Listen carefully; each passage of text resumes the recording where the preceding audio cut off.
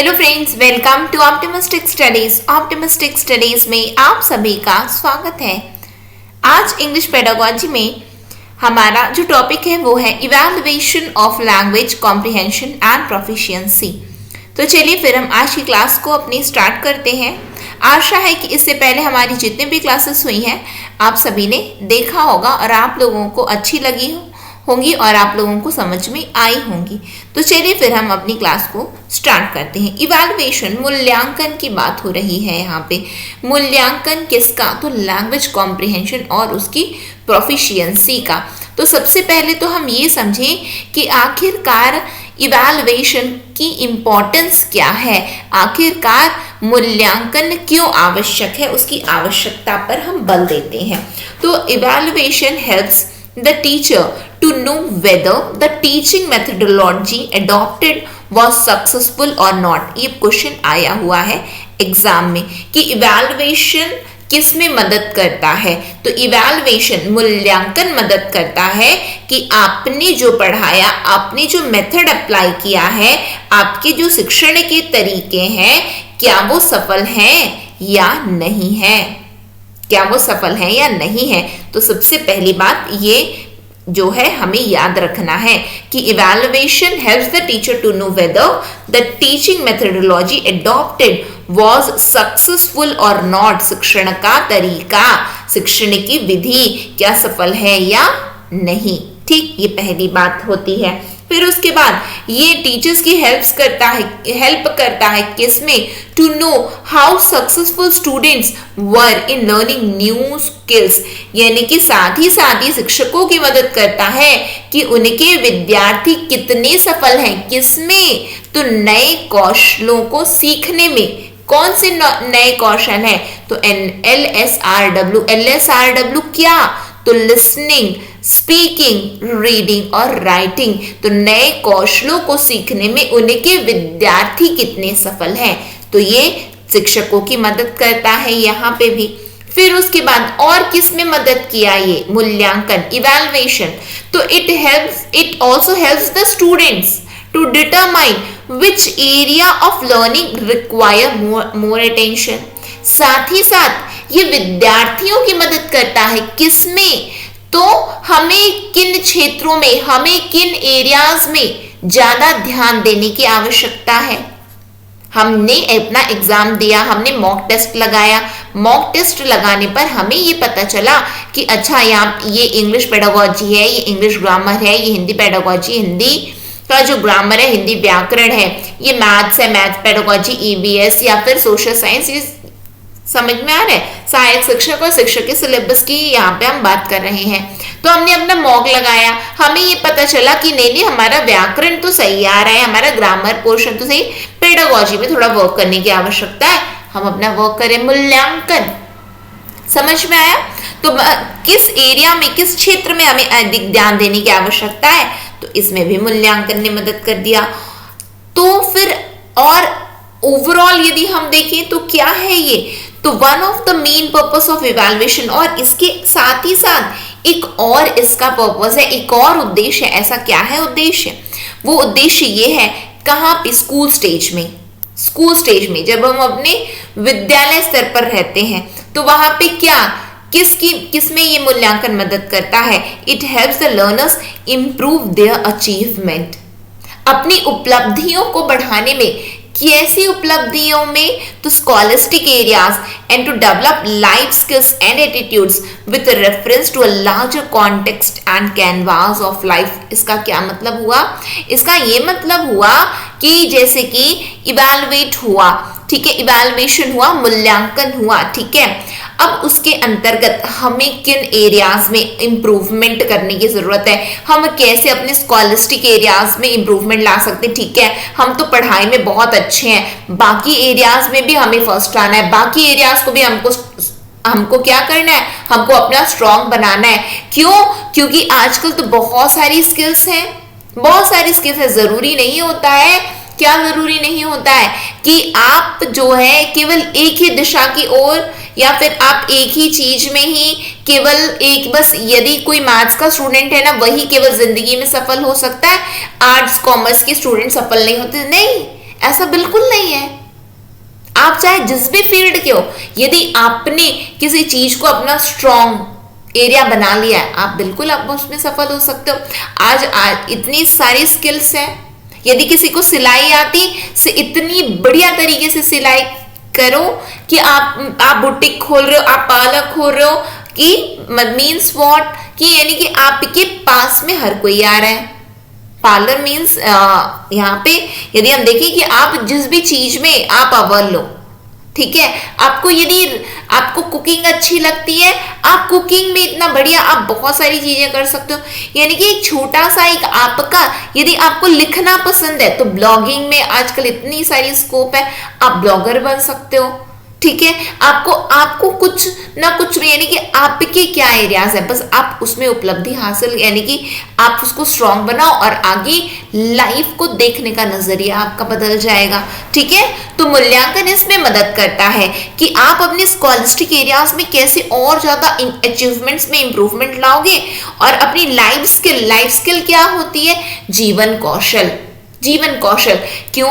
क्योंकि स्कूलों में हमें यदि हम देखें ना, ये जो वास्तविकता, ये वास्तविक रूप में यदि हम देखें तो पढ़ाया बहुत, यदि हम देखेंगे तो ऐसा पढ़ाया जाता है, सिलेबस ऐसा सेट किया जाता है, या फिर हम बोले कि अभी मैं आपको प्रेजेंट एक एग्जांपल बताती हूँ। प्रेजेंट एग्जांपल कि एग्जाम में हमारे इंग्लिश ग्रामर दिया रहता है, सभी कॉम्पिटिटिव एग्जाम में इंग्लिश ग्रामर है।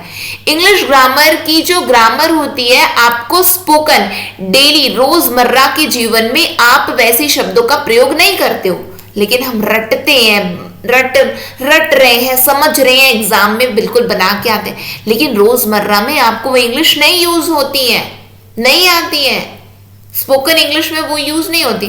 तो इसका क्या मतलब हुआ? वहां पे तो आप अव्वल थे, लेकिन यहाँ पे तो हमें इंग्लिश बोलना ही नहीं आता ना, हमें इंग्लिश बोलना ही नहीं, हमारा ग्रामर बड़ा स्ट्रांग है, हमारा वोकैब बड़ा, लेकिन अभी हमें जो डेली लाइफ में कि इसको क्या बोलते हैं, ये कैसा है, ये हमें नहीं आता। ठीक है, तो हम पढ़ते तो बहुत कुछ है, ये एरिया हम हमेशा क्लास में फर्स्ट आए, कॉलेज में फर्स्ट आए, ये फर्स्ट आए, वो फर्स्ट आए, लेकिन लाइफ स्किल इंपॉर्टेंट है। तो इवैल्यूएशन ना केवल आपको वहां पे मदद करने वाला है कि आप किस तरीके से अपने अचीवमेंट्स को बढ़ाओगे, बल्कि वो लाइफ स्किल को भी डेवलप करने में आपकी मदद करेगा। आपके एटीट्यूड्स, यानी कि with reference to the attitude क्या? आपकी पर्सनालिटी, आपका व्यक्तित्व और आपका जीवन को देखने का नजरिया, कैनवास ऑफ लाइफ, आपकी एटीट्यूड बदल जाएगी। यदि लार्जर कॉन्टेक्स्ट में हम बात करेंगे, लार्जर कॉन्टेक्स्ट में यदि हम बात करें तो एटीट्यूड आपका बदलेगा, आपकी लाइफ स्किल्स डेवलप आप कर पाओगे। यहाँ पे भी मूल्यांकन मदद करता है। समझ में आया? तो इवैल्यूएशन ना केवल आपको नंबर दिलाएगा या फिर नहीं, आपको जीवन जीने का, यानी कि कहाँ पे आप लैग करो, कहाँ पे गलतियां हो रही सीखेंगे। तो आपको यहाँ से याद क्या करना है, ये बहुत इंपॉर्टेंस अक्सर, यदि आप प्रीवियस ईयर पेपर का ट्रेंड देखोगे तो आपको पता चलेगा कि कहाँ से क्वेश्चन पूछे जा रहे हैं। ठीक है, तो बहुत इंपॉर्टेंट है और मेरी आशा है कि आप लोगों को समझ में आ गया होगा। ठीक, आगे बढ़ते हैं हम लोग। फिर उसके बाद में स्टेप्स ऑफ इवैल्यूएशन, आखिर कैसे किया जाए ये मूल्यांकन। तो evaluation is done through a systematic approach. ठीक है, सिस्टमैटिक अप्रोच के साथ में करना है, involving a number of steps in order to make the process effective.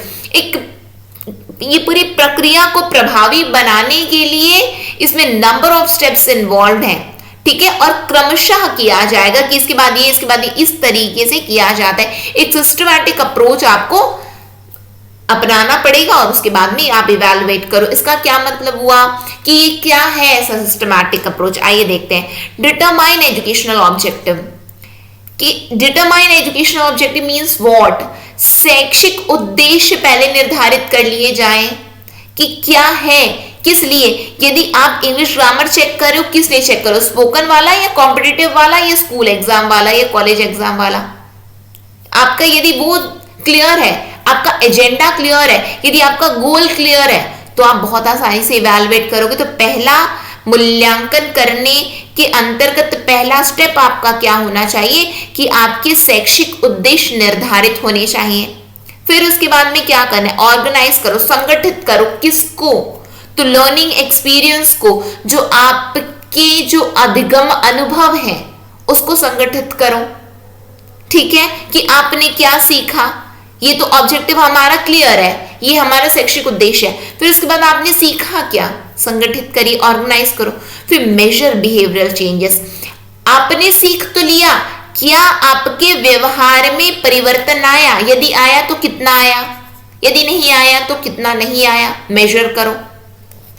ठीक, फिर परफॉर्म टेस्ट, परफॉर्म टेस्ट यानी कि फिर एक जो है आप उसका टेस्ट ले लो कि हाँ ये तो बिल्कुल बिल्कुल, जैसे कि हम बच्चों को स्कूल भेजें, ठीक है, हम घर में बच्चों को बोल रहे हैं कि पढ़ो पढ़ो पढ़ो, बच्चा नहीं पढ़ रहा है, स्कूल गया बच्चा तो वहां पे उनको होमवर्क मिला है कि आज ये लिख करके आना है, ये ऐसा करना है, वैसा करना है, ठीक है, ये लिखना है, ये इसको भर डालो, 1 2 3 4 लिख डालो। हम घर में चिल्ला रहे हैं कि पढ़ लो पढ़ लो पढ़ लो, बच्चा नहीं पढ़ रहा है। हम देख रहे नहीं यार, अच्छा हुआ कि कम से कम स्कूल जा रहा है, ये क्या बोलते ट्यूशन जा रहा है, तो बिल्कुल बच्चा बिजी है, कर रहा है, हम देख रहे हैं। फिर उसके बाद में अच्छा ठीक है, इसका क्वेश्चन ये वाला हम क्वेश्चन दे दिए, पूछ लो, आप जान लो, ठीक है, पूछ लो, बता दूंगा मैं या बता दूंगी मैं, तो एक आप टेस्ट ले लो, ठीक है। एक में सिंपल हम अपनी जीवन से संबंधित करके क्या इसे पढ़ सकते हैं, क्या बिल्कुल पढ़ सकते हैं, क्या याद कर सकते हैं, क्या बिल्कुल याद कर सकते हैं, क्या हम इतनी चीजें नहीं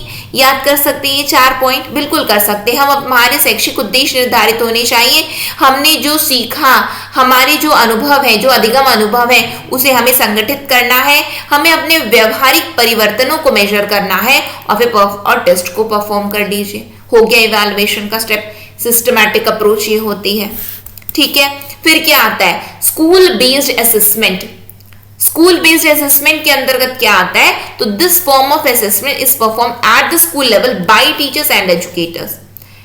विद्यालय में किस प्रकार का असेसमेंट किया जाएगा, तो वहां पे टीचर्स ही तो करेंगे, और कौन करेगा, और कोई करने आ रहा है क्या, नहीं, टीचर्स कर रहे हैं, एजुकेटर्स कर रहे हैं।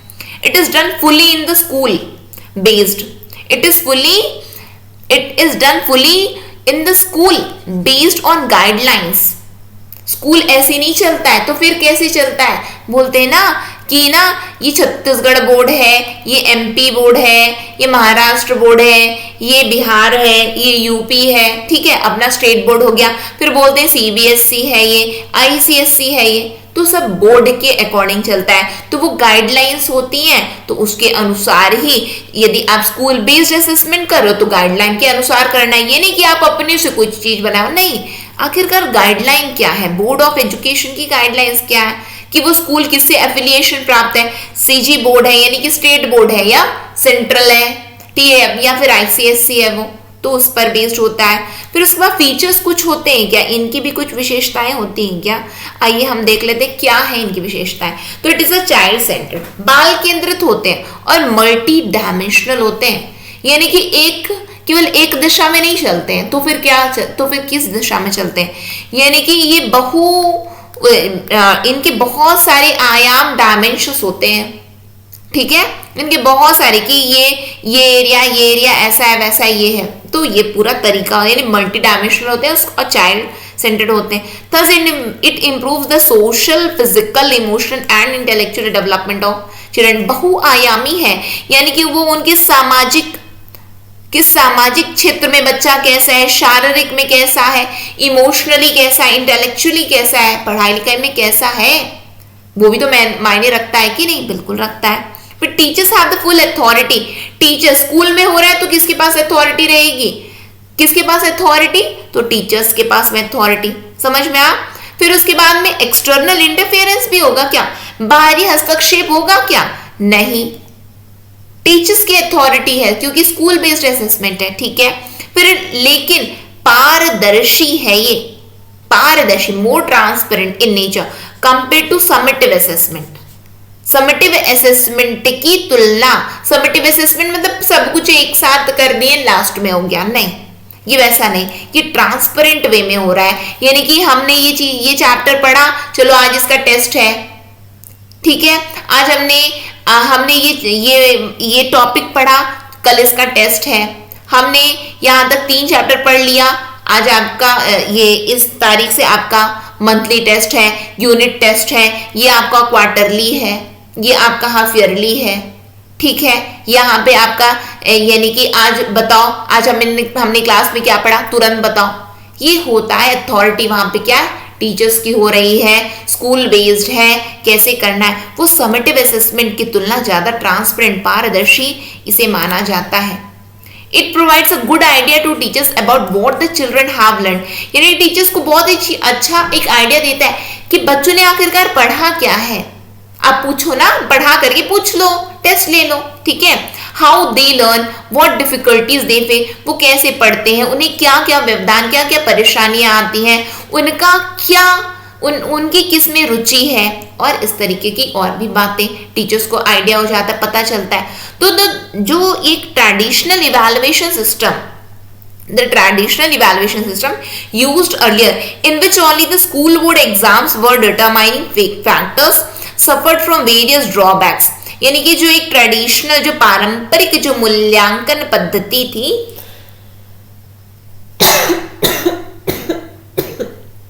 जिसको पूर्व में प्रयोग में लाया जाता था, वो ना स्कूल बोर्ड एग्जाम्स के थ्रू ही केवल होते थे, जहां पे जिसमें बहुत सारी कमियां देखी गई हैं। क्यों? क्योंकि the most important being that it assist only the scholastic area, सबसे बड़ी बात उसमें ये थी, जो सबसे बड़ी उसमें जो सबसे बड़ा ड्रॉबैक, जो सबसे बड़ी जो कमियां उसमें थी, वो ये थी कि ये ना केवल स्कॉलिस्टिक, कि बच्चे का ना परफॉर्मेंस कैसा है, पढ़ाई में बच्चा कैसा है, केवल वो उतने को जांचा, वो पद्धति जो पारंपरिक मूल्यांकन पद्धति थी, और बाकी चीजों में तो जान गए ही नहीं। यानी कि वास्तविक क्षमता क्या है आखिर विद्यार्थी की क्षमता, जरूरी नहीं है कि जो बच्चा पढ़ाई में अच्छा नहीं वो बाकी क्षेत्र में अच्छा नहीं हो सकता, बिल्कुल हो सकता है। जांचिए तो सही, जानिए तो सही, बहुआयामी बनिए तो सही, ठीक है, ये बात बताया गया है। ठीक, आगे देखते हैं। फिर उसके बाद इट ऑल्सो डिड नॉट, और साथ ही साथ वो और क्या नहीं करती थी, जो पारंपरिक मूल्यांकन पद्धति थी, it did not take consideration the improvement aspect of children's learning, यहां तक इसमें भी ध्यान नहीं दिया जाता था कि बच्चा इंप्रूव कर रहा है, ठीक है। लेकिन जो स्कूल बेस्ड असेसमेंट है, it focuses on continuously developing the skills and competency of children, diagnosing the deficiency and taking appropriate remedial measure। लेकिन ये जो स्कूल बेस्ड असेसमेंट है ना, वो एकदम ध्यान किस पे दे रही है, लगातार ध्यान दिया जा रहा है किस पे, कौशल पे, यानी कि बच्चे कौन से कौशल को विकसित करें, यानी क्या सीख रहे हैं क्या नहीं, बच्चों की क्षमता क्या है, क्या कमियां रह गई, और क्या कमियों को दूर करने के लिए क्या हमें स्टेप्स लेने की जरूरत है। तो ये इस तरीके का, यानी कि ये यहाँ पे केवल एक क्षेत्र पर नहीं ध्यान दिया इसने, ये बहुआयामी है, और समय समय पर जांच होती है, और जांच होने के बाद जो कमियां पाई जाती उसको क्या किया जाता है, उसको हटाने की कोशिश भी की जाती है, उसको दूर करने की कोशिश भी की जाती है। फिर क्या है इन दिस रिगार्ड, और इस संदर्भ में सीबीएसई ने क्या किया है, स्टार्टेड यूजिंग एसबीए, सीबीएसई ने स्कूल बेस्ड असेसमेंट को चालू कर दिया। कब से और किस तरीके से? In the form of continuous and comprehensive evaluation from 2010 onwards, यानी कि आरटी शिक्षा का अधिकार अधिनियम जब से आया, तो इस अधिनियम ने कहा है कि सतत एवं व्यापक मूल्यांकन की बात की गई है, कॉन्टिन्यूअस एंड कॉम्प्रिहेंसिव इवैल्यूएशन की बात आरटी ने कही है, इसलिए सीबीएसई ने एडॉप्ट कर लिया है सतत एवं व्यापक मूल्यांकन, कॉन्टिन्यूअस एंड कॉम्प्रिहेंसिव इवैल्यूएशन। कब से? तो 2010 से सभी ने एडॉप्ट कर लिया, क्योंकि 2010 से शिक्षा का अधिकार अधिनियम लागू हुआ है हमारे भारत देश में। समझ में आया? तो वो सतत एवं व्यापक मूल्यांकन असेसमेंट का कोई तरीका भी होता है क्या? जी हाँ, बिल्कुल होता है। कब पढ़ेंगे? तो नेक्स्ट सेशन में पढ़ेंगे हम लोग, ठीक है। आशा है कि यहाँ तक, अब तक हमने जहां तक पढ़ा, आप लोगों को चीजें समझ में आई होंगी। इसी के साथ में आज की क्लास को हम एंड करते हैं। नेक्स्ट सेशन में फिर हम मिलेंगे। नेक्स्ट सेशन तक के लिए optimistic learning. Thank you for the session. जय हिंद, जय भारत।